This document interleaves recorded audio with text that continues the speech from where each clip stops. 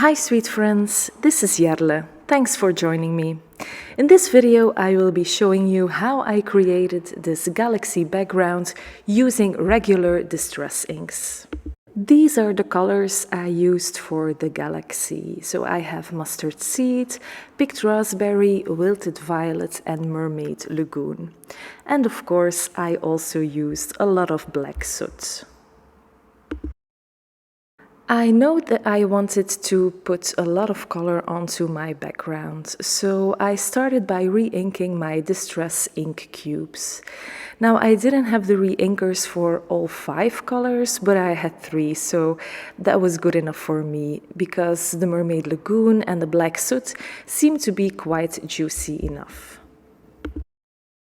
You already know that I always use my inks onto a piece of Bristol Smooth cardstock. I already die cut it with a stitched rectangle to get that nice stitching border all around. And then I just went in with all 4 of those bright colors.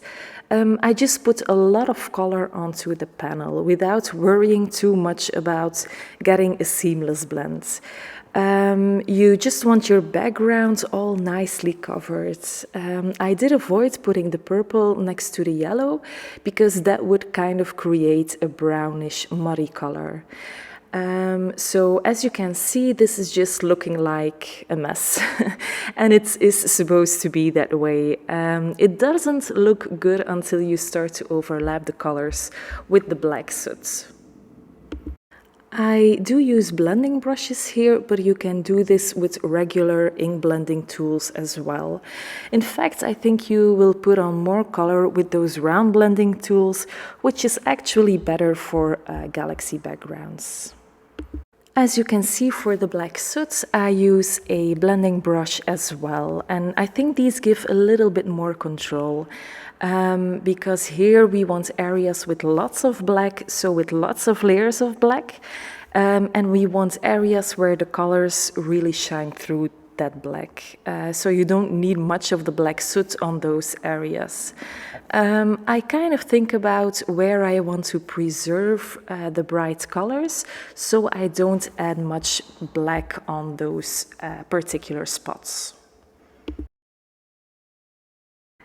And this is when the actual magic begins. Once you add white splatters, it really looks like a galaxy background. So I put a bit of water in my Copic white jar and I put some on my acrylic stamping block. Then I take a paintbrush and I just splatter the whole background. I did a lot of splatter and I really like it. I also used a slightly larger brush than I normally use, so this is actually a size 6 Nuvo brush and it gives just the right size of stars, I think. For my sentiments I used the giant Make-A-Wish die from Lawn Fawn. I die cut it once out of Bristol Smooth cardstock and once out of that yellow sunflower cardstock. Then I glued both die cuts on top of each other and a little bit at an offset, so the yellow kind of creates that little shadow. Then I took out my stamp set, which is the Superstar stamp set, also from Lawn Fawn. I stamped that little mouse in Lawn Fawn jet black ink, and I did the exact same thing with that telescope.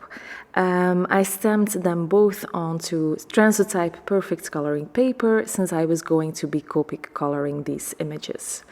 I didn't include the coloring in the video, but I will link the colors in the description box below. I used the coordinating dies to cut them out and I put a little white dot on the blushy cheek of the mouse, just for some added detail. Now, that mouse does need a ground to sit on, so I took the puffy cloud borders and I die cut these out of the same Bristol Smooth cardstock. And you will see that the bottom also has that stitching detail. That's because I die cut it first with that same Lawn Fawn stitched rectangle as I did for the galaxy rectangle piece. I ink blended the border of the cloud with Mermaid Lagoon Distress ink. I just wanted a tiny bit of ink, so I start blending on my glass mat and then I bring my blending brush onto that border. And this makes sure you don't have too much ink on there. I adhered that cloud border with some glue on the galaxy background, and then I popped up my teeny tiny images on there with some small foam squares. I did want to add a bit of color to the stars on that large sentiment. So I die cut the Make-A-Wish sentiment again out of that same sunflower cardstock, and with my scissors I cut the stars off and then adhered them onto that sentiment. Then I adhered that whole sentiment on my background panel, again using liquid glue. This panel also needs a card base, so I have a piece of white cardstock which is 11 by 4¼ inches, and I scored it at 5½ inches and I folded it in half. This creates a top folded card base.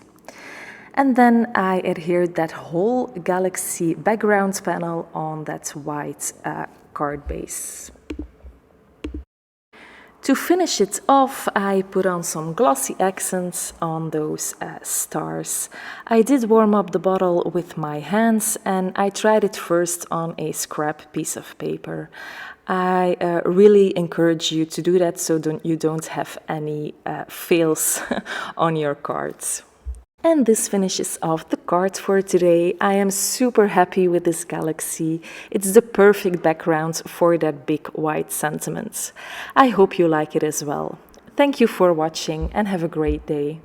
Bye!